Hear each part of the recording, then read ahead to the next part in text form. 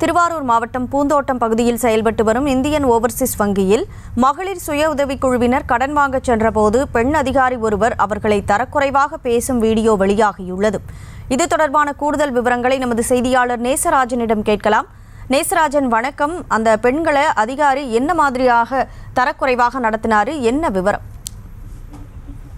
கனிமொழி, திருவாரூர் மாவட்டம் நன்னிலம் வட்டத்திற்குட்பட்ட பூந்தோட்டம் பகுதி Indian Overseas வங்கி கிளை இயங்கி வருகிறது. இந்த வங்கி கிளையில் பூந்தோட்டம், கொத்தவாசல், பேரளம், மகாராஜபுரம், இஞ்சிக்குடி, ரெட்டக்குடி, கோவில் திருமாலம் உள்ளிட்ட பல்வேறு கிராமங்களில் இருந்து 2000க்கும் மேற்பட்ட பொதுமக்கள் இந்த வங்கியில் சேமிப்பு கணக்கு வைத்துள்ளனர்.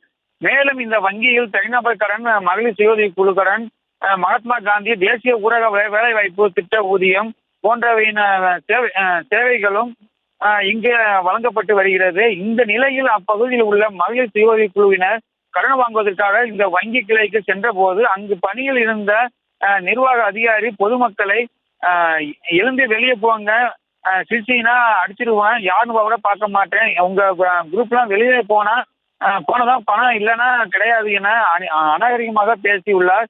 இந்த வீடியோ தற்போது சமூக வலைதளங்களில் வைரலாகி பரவி வருகிறது. கனிமொழி, விவரங்களுக்கு நன்றி நேசராஜன்.